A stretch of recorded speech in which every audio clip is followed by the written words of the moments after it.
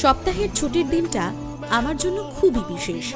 এই একটা দিন যখন আমি ব্যস্ত জীবনের কোলাহল থেকে সরে এসে নিজের সঙ্গে সময় কাটাই। কোনো তাড়া নেই, কোনো তালিকা নেই, শুধু আমি আর আমার ভাবনার জগৎ। সকালে ধীরে ধীরে ঘুম ভাঙে, চায়ের কাপে ধোঁয়া ওঠে, আর আমি বইয়ের পাতায় হারিয়ে যাই। কখনো পুরনো গান বাজাই, কখনো আবার পুরনো ডায়েরি উল্টে দেখি। এই নিঃশব্দ মুহূর্তগুলো আমার কাছে খুব আনন্দদায়ক, স্বস্তির, আমার আত্মাকে চেনার।